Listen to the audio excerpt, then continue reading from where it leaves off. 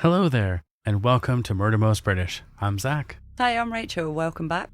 Well, today we are heading to northeast Scotland, where a wealthy farmer, Maxwell Garvie, vanished from his home in West Cairnbeg in May of 1968.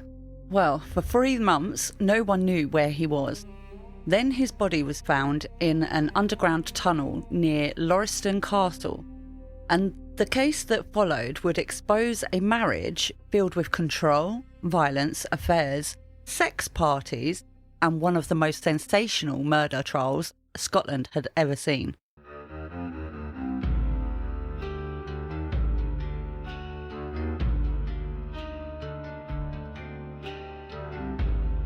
Well, before we begin, if you enjoy the episode, please just give us a like, a subscribe on YouTube, follow the show, and leave us a 5-star rating, which, wherever you listen, it genuinely helps others discover our archive, so yeah.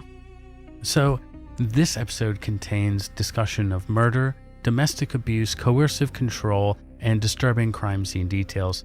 Some listeners may find this content distressing, so listener discretion is strongly advised.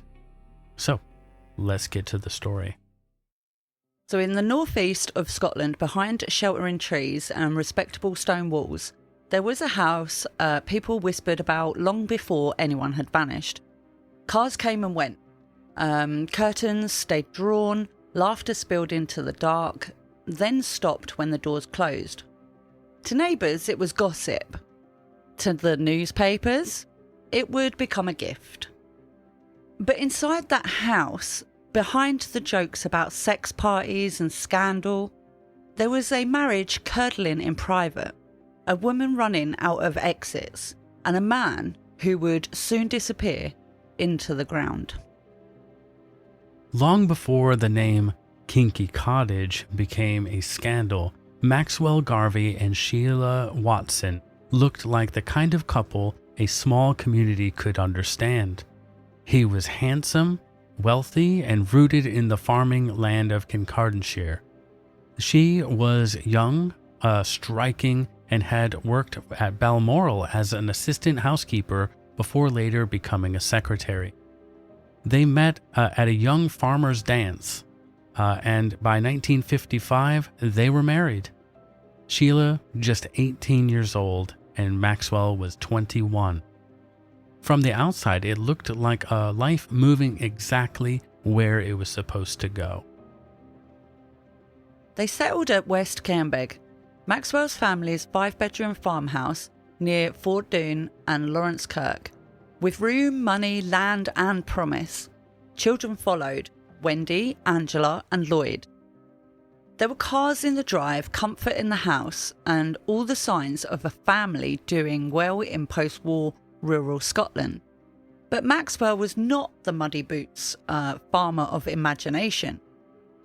Employers did much of the labour while he enjoyed the rewards: status, money, leisure, and time to chase whatever bored rich men chase when ordinary life is no longer enough.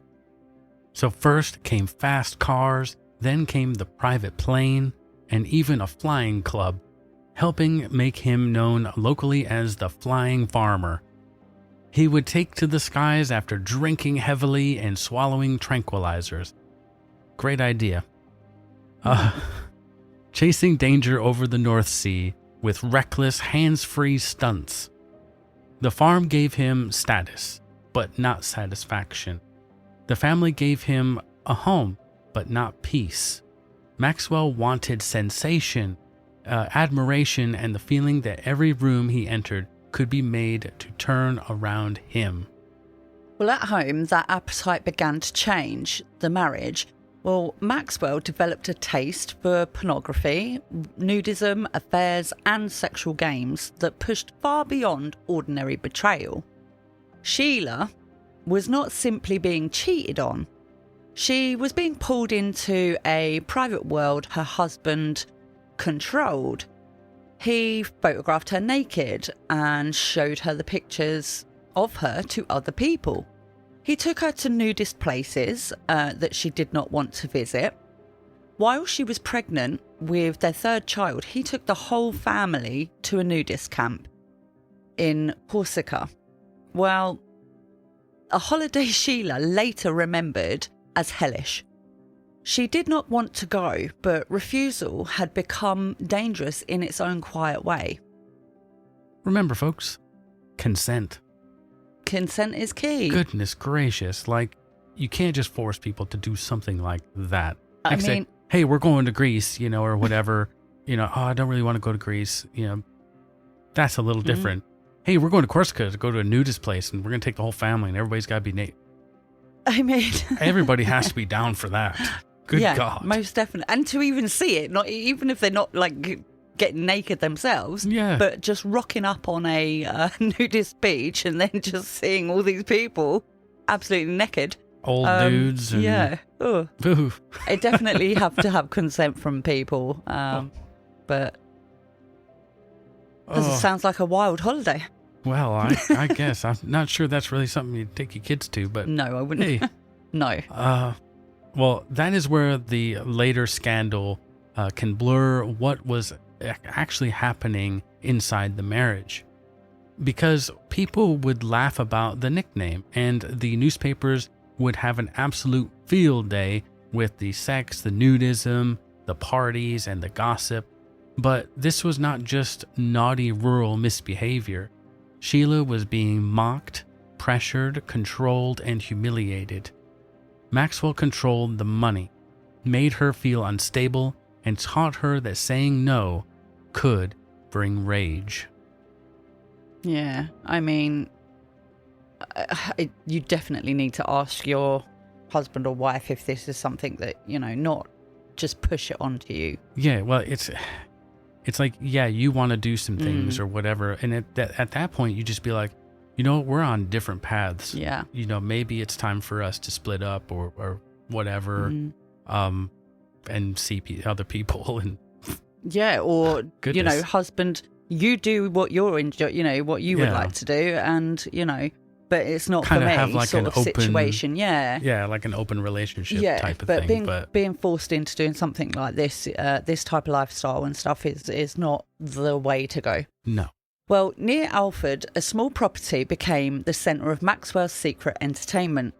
A triangle of trees and thick bushes around it looked ordinary enough in the part of Scotland where shelter from harsh weather made sense. But they also screened the place from prying eyes.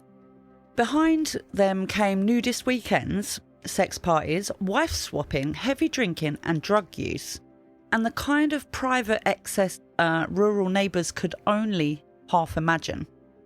Locals noticed the cars, the visitors and the rumours, and gave the place the name that would follow the case for decades: Kinky Cottage. They're definitely taking that swinging 60s to its name there. Good God. Yeah. But, you can definitely say, like, the newspapers and that, they're like, oh, this is, oh gosh, sex and all this stuff. But then when you dive deep into it and you find out not everybody was down for it. Yeah. And then you're just like, okay, that's not fun anymore,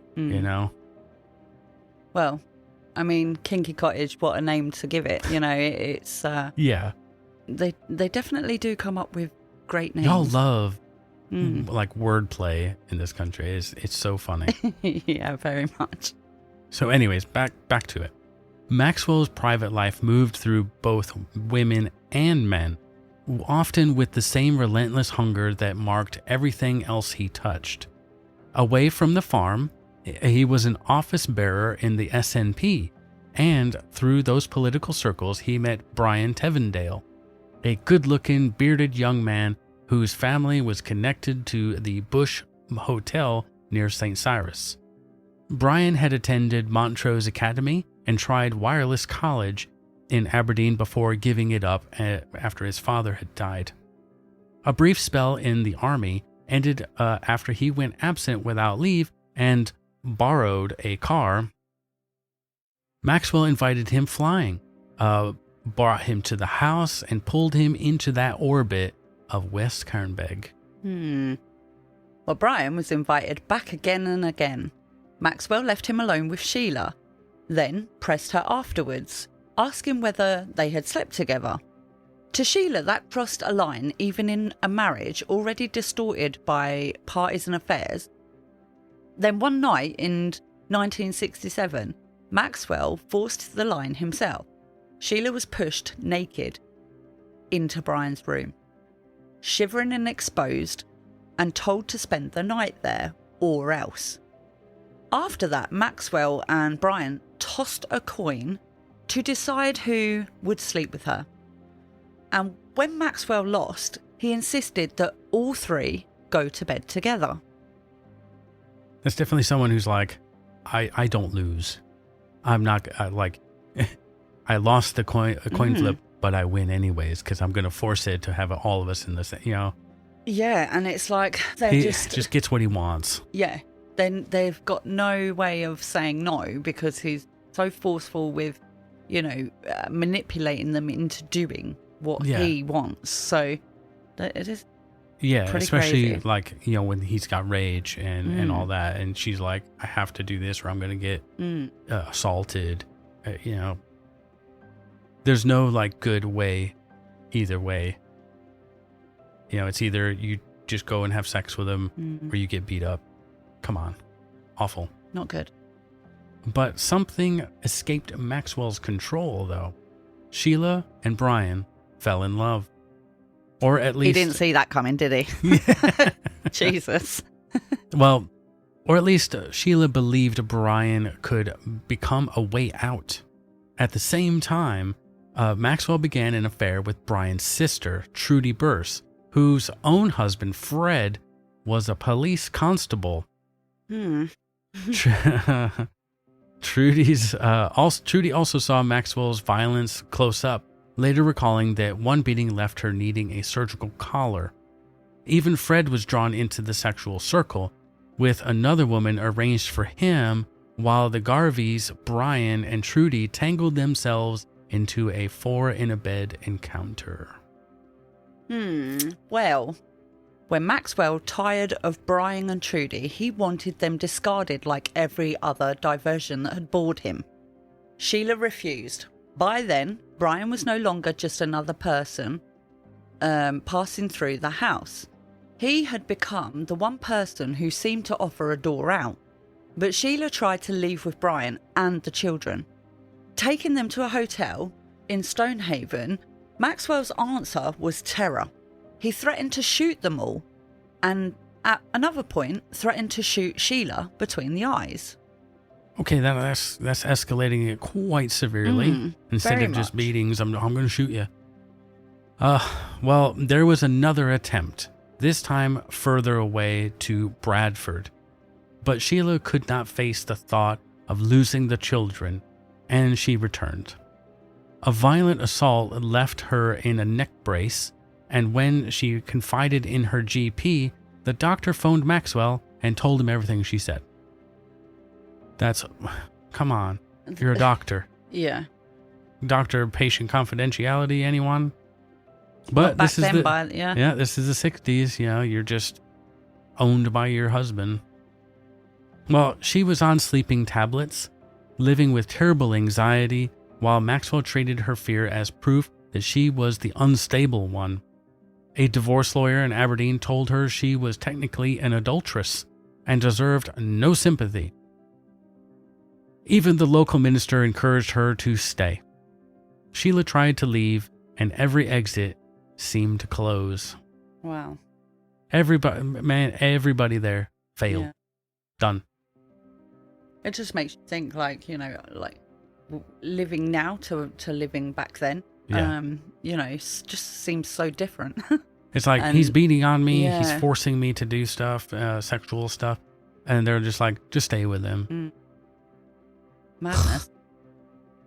By 1968, West Cairnbeg no longer looked like a grand farmhouse. It looked like a trap with lights in the windows. On the evening of the 14th of May, inside the house were 3 children, a wife with nowhere safe to turn, and a husband whose appetites had turned his own home into a place where comfort had curdled into threat. Somewhere beyond the farmhouse, Brian Tevendale waited in the life Maxwell himself had helped invite him into through the door. By morning, the ordinary world would be told that Maxwell Garvie had disappeared. So on the night of the 14th of May of 1968, Maxwell was last seen around 10 o'clock at an SNP meeting in Stonehaven. Later, West Cairnbeg settled into darkness like any other farmhouse. Wendy, Angela, and Lloyd were sent to bed early, with Sheila warning them not to get up, whatever they heard. Downstairs, she drank gin and orange and waited. Outside, Brian Tevendale and Alan Peters were making their way towards the house. Not for another party, not for another private game behind drawn curtains, but for the sleeping man upstairs. Well, in the early hours, Sheila let them in through the back door. That access would become one of the most important facts in the case. Brian and Alan were hidden inside while Maxwell slept in the bedroom above. The weapon was Maxwell's .22 caliber rifle, taken from the house where he lived, and a pillow was ready to muffle the sound. Everything depended on quiet. The children were nearby and the house was dark, and morning was only a few hours away. Brian went upstairs to the bedroom. Maxwell was asleep in the bed he had shared with Sheila earlier that night. He was struck with the rifle, then shot at close range with the pillow pressed into the violence to keep the sound contained. The bullet was small, but it did what it was meant to do. In the darkness of West Cairnbeg, Maxwell Garvie was killed in his own bed. Wow. Well, afterwards, there was no freedom, only the practical horror of what they had done. Downstairs, with nerves shattered, they drank through a bottle of whiskey. Then Maxwell's body was wrapped in bedding and a blanket, carried from the room and loaded into the boot of Alan Peters' Ford. The bedroom still held the traces of the killing, but the dead man had to be gone before the house woke up. Yeah, that wouldn't be good having his dead body there and the kids waking up finding it. Oh, yeah, at least they were spared that. There's something, definitely kids should not be sort of seeing anything like that. They shouldn't be murdering somebody, but yeah. At least there they shouldn't didn't have been a murder. allow the children to see, Yeah. Well, they drove towards Lauriston Castle near St Cyrus, where Brian knew of an underground tunnel from childhood. It was not an obvious place to search. It was a hidden space reached by memory, and that was why it mattered. The body was taken down into the channel and concealed beneath stones and debris, far from the farmhouse where Maxwell had gone to bed, as if the night would end like any other. Well, the work was filthy and close. Brian dropped into the inspection hole, dragged Maxwell's body in after him, and then had to crawl back over the dead man to get back out. Later, he would describe the awful intimacy of it. His cheek brushing Maxwell's face in the dark, a heavy stone slab was pulled across the body, sealing him into the tunnel.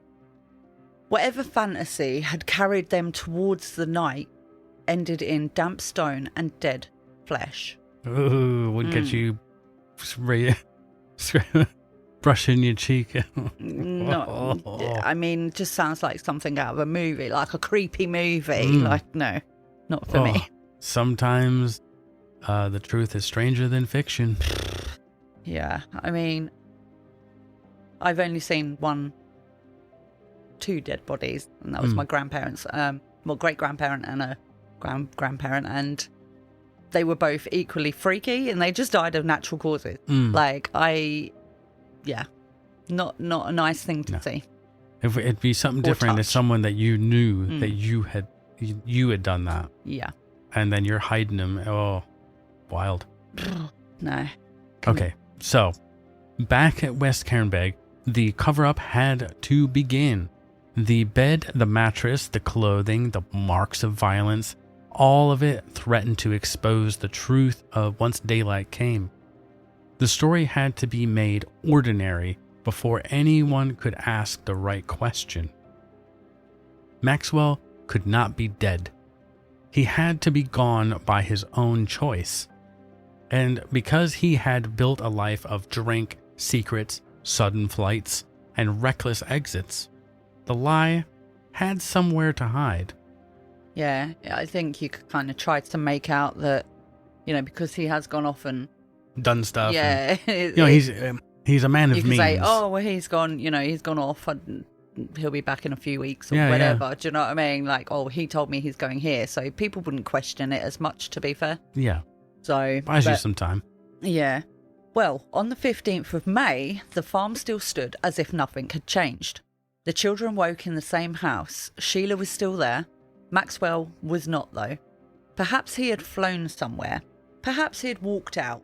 Perhaps he had vanished into one of the storms that he'd spent years creating around himself. But before long, police were being asked to look for a missing man. But beneath stones in a tunnel near St Cyrus, the truth waited. Well, at first, the story had just enough room to breathe. Sheila said Maxwell had just simply gone, and that did not sound impossible. He was wealthy, erratic, and known for sudden risks. The Police Gazette later described a man who spent freely, drank heavily, mixed tranquilizers with alcohol, dealt in pornography, and belonged to nudist camps. Police even considered that he might have even left the country. Well, a quieter man disappearing from a farmhouse might have triggered suspicion faster, but Maxwell's life offered too many possible explanations. His car was found parked across the runway at Fordoon Flying Club, putting attention back towards the flying life that he had already made him seem reckless and unpredictable. But there were business contacts, private habits, rumours, and the shadow of Kinky Cottage pulling attention in different directions. But for weeks, police were not just looking for a missing farmer. They were trying to work out whether his disappearance belonged to scandal, impulse, flight, or something worse. The possibilities were endless at that time. Yeah. But here's the break. It came through Sheila's mother, Edith Watson. By August, Sheila had said enough to make Edith believe Brian Tevendale might know more than he had admitted. Edith went to the police, and the investigation changed its course. Until then, the case had been drifting through rumor and possibility. Now it had begun to narrow around Brian, West Cairnbeg, and a place hidden near St Cyrus. Well, Brian was brought in for questioning, and under pressure, he broke. He had grown up near St Cyrus and knew an underground tunnel near Lauriston Castle from childhood. Now that old memory became the map police needed. It took the investigation away from speculation and gave it something solid. Not a theory, not a rumour, but a place where Maxwell might be found. So, Detective Inspector Alastair Smith was among the first to enter the tunnel. The smell reached him before certainty did. Beneath a pile of boulders lay something wrapped in what once had been a white sheet. 3 months after Maxwell had vanished from West Cairnbeg, his body was found underground near St Cyrus, covered with rocks and shut away from the world that had been searching for him. Well, decomposition had taken a great deal, but not everything. Clothing remnants and dental records helped confirm Maxwell's identity. The skull showed the path of a bullet, and the investigation moved back from the tunnel to the farmhouse. Police now had to connect two scenes: the hidden place where Maxwell was found and the bedroom where he had last been seen alive. Oh man, imagine having to jump down there and... I mean, to be fair, once they opened it, the smell would have just been horrendous, so they would have known that there was something down there that was definitely dead, Unmistakable, yeah. Oh, God. Ugh. I mean... No, They thanks. do say, don't they, once you, like with decomposition, once you smell it, you will never, ever forget that smell. Yeah. Well, anyways. Sorry. Photographs fixed that route in black and white. There was the tunnel near Lauriston Castle. There was the car used to move the body. There was the bedroom at West Cairnbeg with blood spray marking the headboard. There was Maxwell's rifle. There was the x-ray showing the bullet still inside his head. The case was no longer about where Maxwell had gone. It was all about how he had been carried from his bed to the ground. Well, one forensic detail gave the case its most macabre image. Because the body was so badly decomposed, the skull became central to proving what had happened. It was separated and sent to Aberdeen University's pathology department, where it was boiled so the damage could be examined clearly. It is a grim detail, but it mattered. In this case, Bone gave police what lies tried to bury. Other parts of the cover-up began to surface. Trudy Burse and her husband Fred had learned of the murder, but kept silent. And old boy was a policeman as well. Fred helped burn the blood-soaked mattress, along with Maxwell's clothing and identification. Later accounts would raise darker questions about Trudy, too, including claims that she lent Brian a car, helped with his clothes, and assisted in disposing of evidence. One later theory went further, suggesting Trudy may have been more influence over the plot than the original investigation ever proved. The circle around Maxwell's death was wider than the three names drawing attention from the police. Well, at West Cairnbeg, ordinary family life and police work collided. Wendy later remembered cooking potatoes when detectives arrived and took away her father's guns, while Maxwell was still officially missing. Well, in one police photograph outside the farmhouse, Lloyd's bike and two cars sat near the house. Small signs of ordinary family life caught beside a murder inquiry. Sheila was eventually taken for questioning too, and officers remembered her calmness. The farmhouse still looked like a home, but the evidence was pulling it apart room by room. The account did not line up cleanly, because Sheila denied knowing the full truth of what had happened. Brian shifted responsibility towards her. Alan Peters' part sat somewhere between fear, assistance, and guilty knowledge. By then, the investigation had moved beyond finding Maxwell. It had become a question of who had opened doors, who had carried secrets, who had destroyed evidence, and who had helped turn a disappearance into a murder. By the 17th of August, the disappearance had become something else entirely. Sheila Garvie was taken from West Cairnbeg, and Brian Tevendale and Alan Peters were arrested too. Now, the farmhouse that had once seemed protected by money, privacy and gossip was now a crime scene with its walls opened up to scrutiny. The story Sheila had offered, that Maxwell had simply gone, could not survive the tunnel, the blood, the rifle and the body beneath the stones. West Cairnbeg had kept its secrets for 3 months, but now, at last, they were being dragged into the light. Yeah, at some point they're going to get you. Got him. On the 19th of November of 1968, before Lord Thompson at Aberdeen High Court, one of the most fevered Scottish trials of the decade began. It would run for 10 days. Outside, police put up crush barriers as hundreds queued for seats, and by the final day, some were lining up from 2:45 to 3 in the morning just to get inside. That's wild. Wow. Inside, Sheila Garvie, 33, Brian Tevendale, 22, and Alan Peters, 20, sat together in the dock. The public had come for murder, scandal, and sex. The court had to decide something colder. Well, Aberdeen had seen this collision of sex, violence, and public morality before. Only 5 years earlier, Henry Burnett had been hanged after a jealous shooting linked to an affair, becoming the last man executed in Scotland. Now the Garvie trial brought an even more combustible mixture: a wealthy farmer, his glamorous wife, younger lovers, nudism, drugs, church groups talking about sin, and the whispered name of Kinky Cottage. Oh, the press would be lapping this up.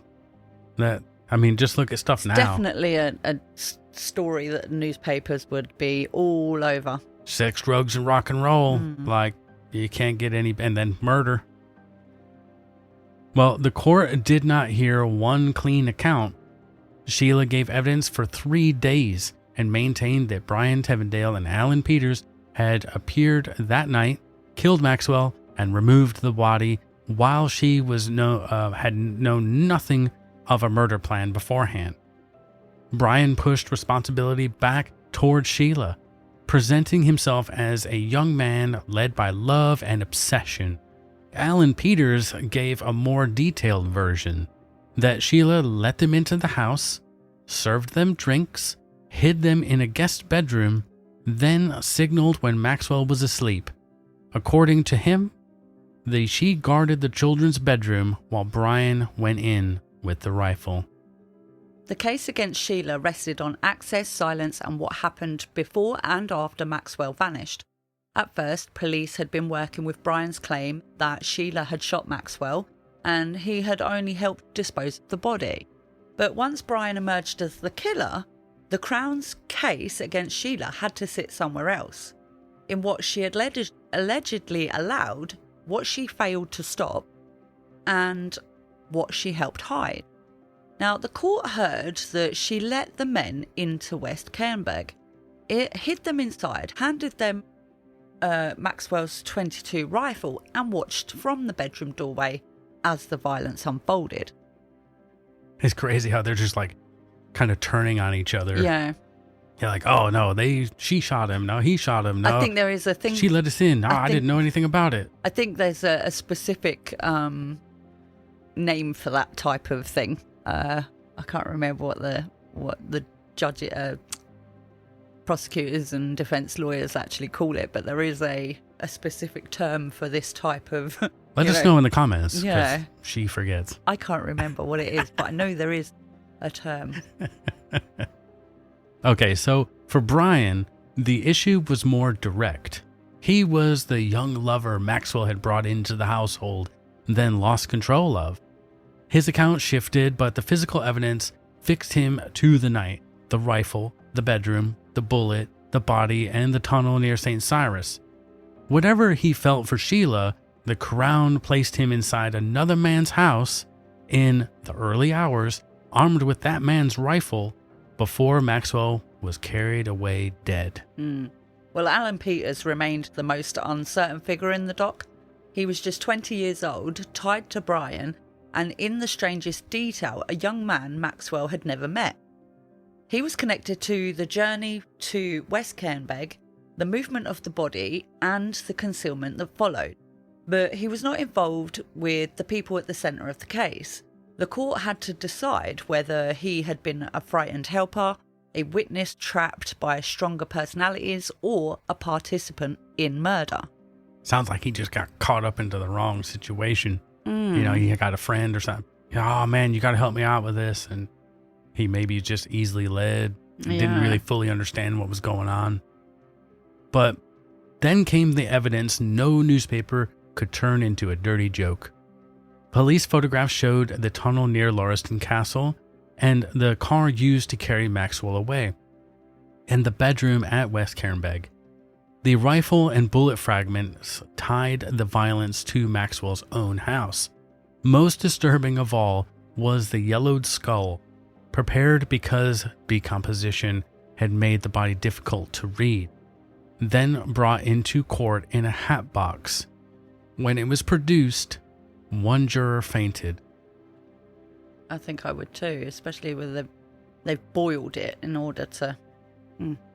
I mean, it's a difference between seeing something like a prop, you know, or a little plastic skull, but just a murder victim skull being shown, and especially in the 60s, you know, they're not used to all that. Yeah. Well, outside that evidence, the newspapers kept feeding on the scandal. Sheila became, for a time, the most famous woman in the country. Her clothes, grooming, glamour, and sexuality were picked over as if they were evidence in themselves. One tabloid remarked that the pretty well-groomed woman in the dock hardly looked like a murderer. The ugly part was not that the sexual world around West Cairnbeg was irrelevant. It was that the scandal was easier to sell than the coercion and violence inside her marriage.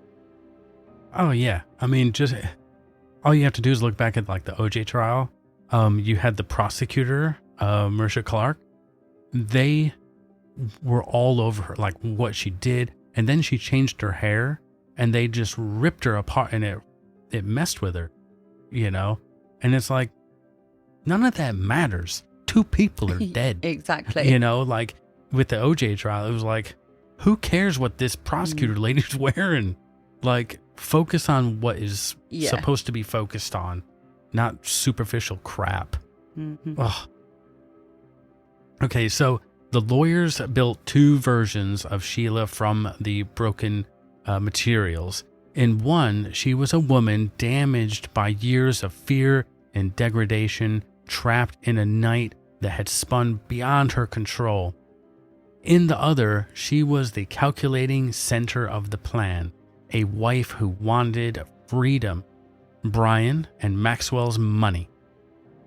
The court also pointed to alleged earlier talk of methods before the shooting, including poisoning, and an insurance salesman testified that she stood to receive more than £55,000, along with the house, the farm income, and 3 family cars. Well, that'd be quite a bit back in them time. Oh, know? Yeah. Well, that was the uncomfortable space that the jury had to sit in. Maxwell could have been cruel and still have been murdered. Sheila could have been abused and still have helped bring about his death. Brian could have been young and infatuated and still responsible for entering the house, taking up the rifle, and leaving with a body to hide. Now, the court was not there to decide whether West Cairnbeg had been rotten. It was there to decide who had crossed the line into murder. Well, then came the verdicts. And we are in Scotland after all, so you probably know what's coming if you've heard some of our previous episodes. For Alan Peters, the case ended with Scotland's uneasy third answer: not proven. He walked from court legally cleared, though the shadow of the night remained around his name. But for Brian Tevinsdale, the decision was unanimous: guilty for murder. And for Sheila, it was a majority guilty of murder. The woman the newspapers had turned into a symbol, wife, lover, victim, villain, was now a convicted murderer. Well, Sheila Garvie and Brian Tevinsdale were sentenced to life imprisonment. By 1968, Scotland had moved beyond the rope, but a life sentence still carried its own cold finality. For Sheila, the verdict meant leaving West Cairnbeg, not as the trapped wife that she had been, but as a convicted murderer. For Brian, it meant the love affair he claimed had overwhelmed him, ending not in escape, but in prison. The courtroom emptied, the crowds outside drifted away, and the story that had filled Aberdeen with scandal passed into punishment. Well, Sheila and Brian kissed goodbye while handcuffed and never saw each other again. Jesus Christ. Yep, the star-struck, or was it the star-crossed lovers, Romeo and Juliet, you know? Well, they smooched and never saw each other again.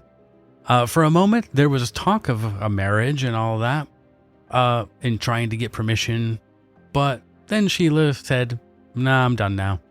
Quote, I have decided to have nothing more to do with you ever again. Is and what she wrote him a letter, wrote didn't a letter. she? Yeah. A Dear John letter. Sorry, buddy.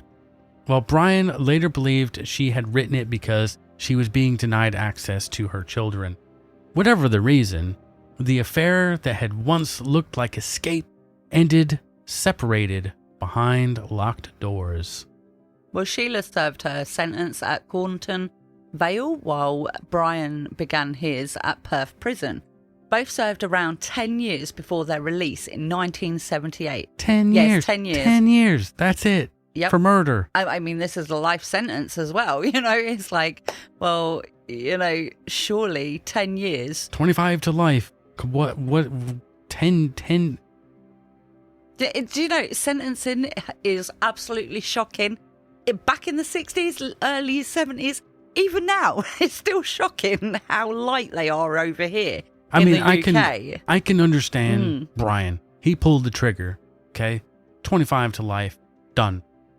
You know, with Sheila, I can think, okay, she didn't pull the trigger, but she gave him access, so maybe sort of like a manslaughter charge of she was accessory. an accomplice to murder. Yeah, you know, 10 years for her, probably, maybe a little bit more. 10 years. Yeah, that's crazy. Well, obviously, upon release, Brian later married, became a pub landlord, and died suddenly at his home in Scone in 2003, which was just days before he was due to leave Scotland for a new life in Gambia.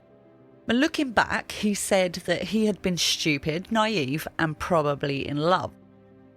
He also later admitted that he had been the one to pull the trigger, while still claiming the plan had been Sheila's idea, and saying he had been put under her spell.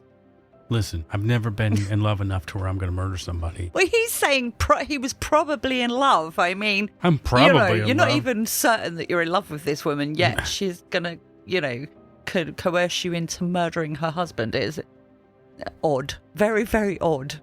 Probably Weird. In love. Clearly not, mate. Nah. Well, okay, so Alan Peters lived under a different shadow. He had walked away from the court legally cleared after the not proven verdict, but his name remained attached to one of Scotland's most notorious cases.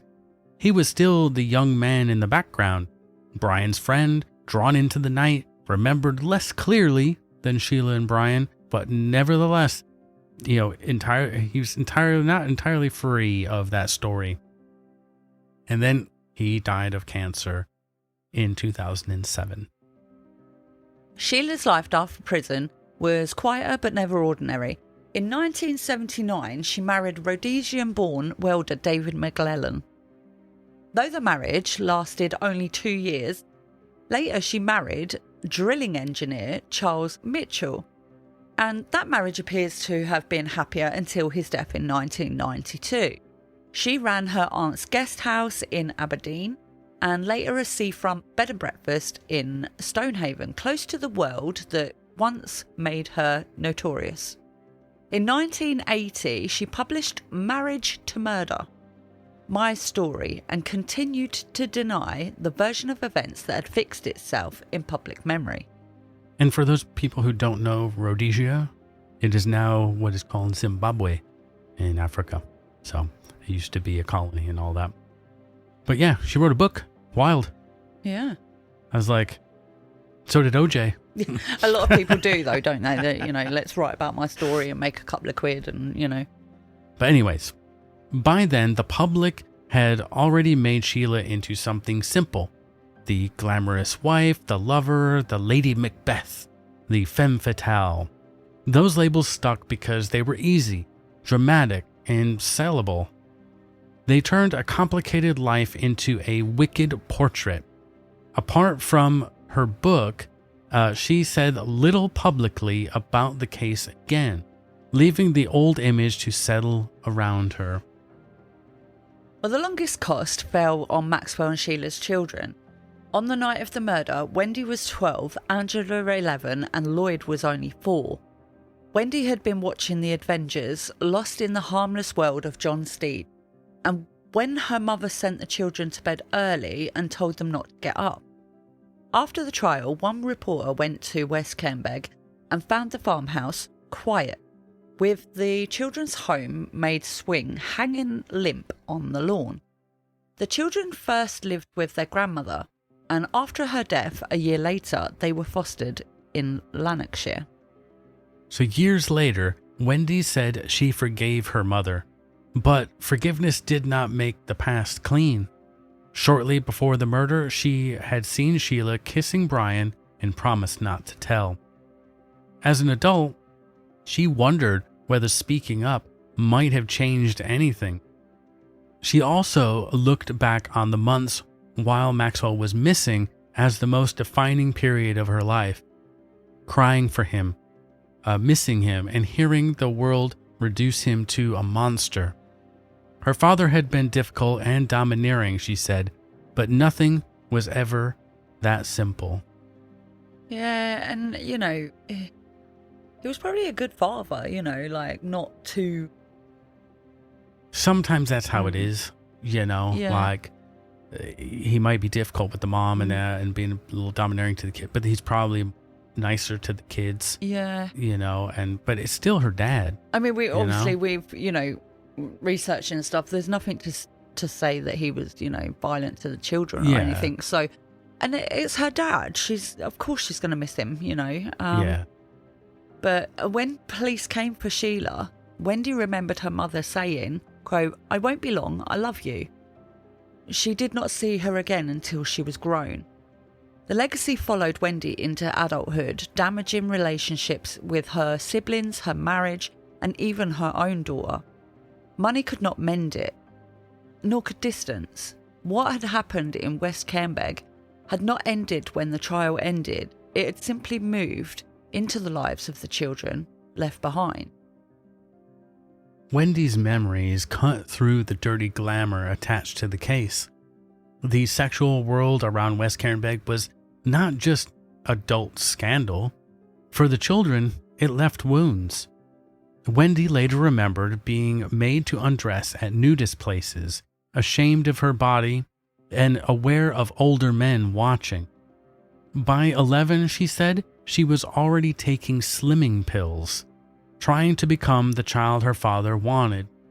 What entertained strangers had begun, for her, as humiliation. Yeah, so, we said at the time, no Yuck. children should be going to a nudist beach at all.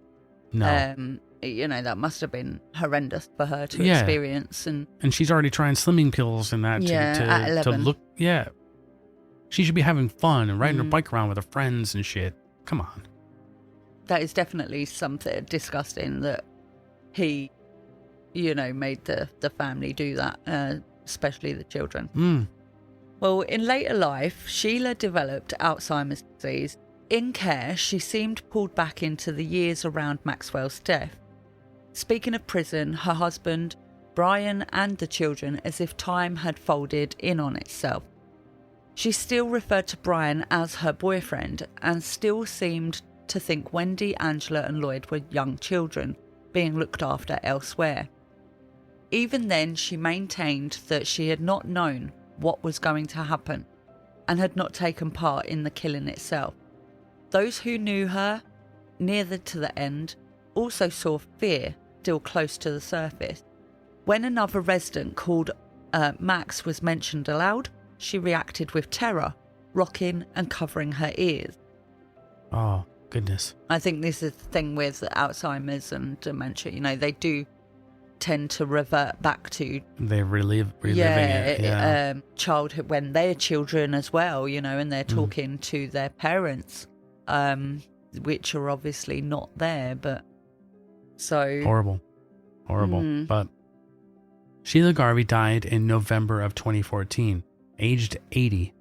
After years marked by Alzheimer's disease, her death was reported as a suspected heart attack.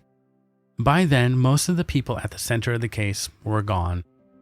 But the story had not loosened its grip. Kinky Cottage remained one of those names Scotland remembers with a shiver and a smirk at the same time. Wealth, sex, jealousy, violence, hypocrisy, and a woman onto whom the public could project every fear it already carried. Modern reassessments have not erased Maxwell Garvie's murder, and they should not. A man was killed in his bed, hidden in a tunnel, and left beneath stones. Nor has the case been formally overturned or legally reopened, but the years have changed the questions people ask about Sheila and about how much the original investigation understood, or chose to understand, about the world around West Cairnbeg. So the old picture of a cold manipulator now sits beside another, a woman trapped in coercion, gaslighting, public mockery, private fear, and the daily pressure that left her reaching for drink and tranquilizers just to endure it. Under modern coercive control laws, parts of Maxwell's behavior might have been recognized very differently. Later writers have also questioned whether police looked closely enough at people around Brian and Trudy Burse. One later argument went further still, suggesting a modern court might have seen Sheila's role as closer to culpable homicide than straightforward murder. Yeah, it's what I was saying, accessible to murder, like, what's the word? Accessory. That's the one. Yeah. So, well, West Cairnbeg did not vanish with the headlines. Decades later, the farmhouse where the Garvies had lived and where Maxwell was killed came back into public view when it was put on the market in 2015. By then, it was owned by Lloyd, the little boy who had only been 4 years old when his father was murdered.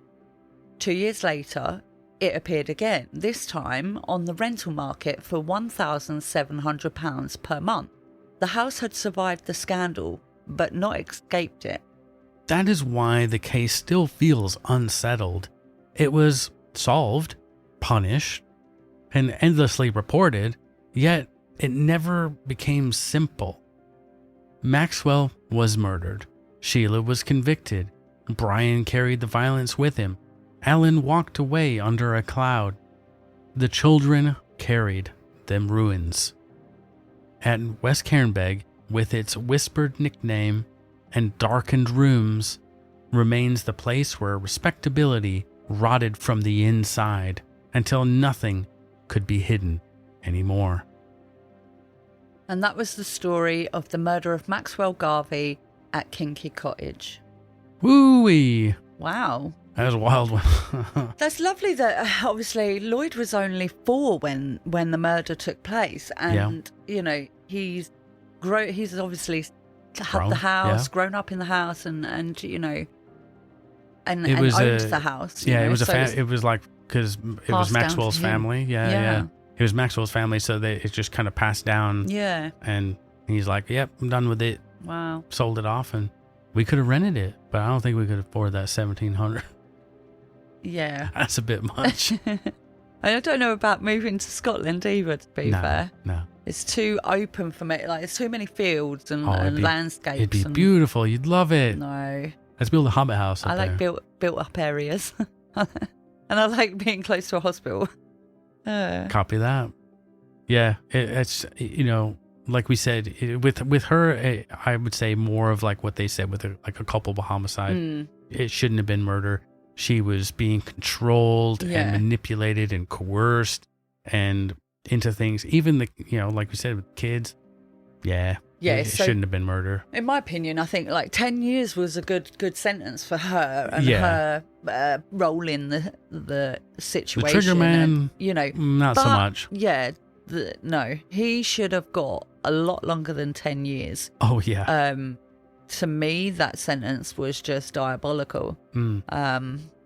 But you guys probably already know by now, I'm very for life for life, so... Yeah. I'm pretty brutal like that, guys, okay? But each their own. Yeah. I mean, I think there's a difference with different crimes and stuff. I know that people they say, they criticize the American justice system and stuff like that. Like, I'm really critical of like plea agreements and that, because people are being forced into plea agreements saying, if you don't do this, you're going to get 20 years. Well, we'll give you 5. And that's horrible. See, but obviously we have that murder, over here as well, don't we? And I think, it gives them with the pleading guilty, and you'll get a lesser sentence. It's like, what if they were innocent and they've been crying that not necessarily literally crying, but they've been shouting to them saying, I did not do this.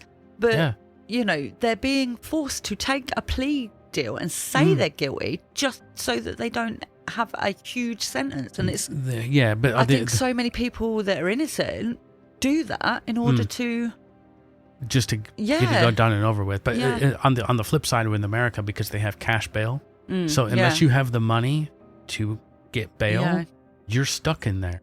And it could be a year, 2 years, 3. How long are you going to just sit in there? And if they say, well, instead of doing 25, you're going to do 5. You want to just do a couple more years? And that's horrible. You should not, spend time in jail like that. No. So, thank you so very, very much for listening. It's been amazing ride so far. We're coming up on our 1-year anniversary of doing this. Not too far away. So, if you'd like to support the work we do here in the archive, you can join us on Patreon for ad-free main episodes, which are 24 hours early release, and exclusive bonus cases, Q&As, live streams, and access to our Discord community. Well, if you enjoyed this episode, please like the video, subscribe on YouTube, follow the podcast, and leave us a 5-star rating wherever you listen. It genuinely helps others discover the stories that we tell here. You'll find everything from Patreon, Discord, and socials all in our link tree below. So check it out. And until next week, stay safe and stay curious. Bye-bye.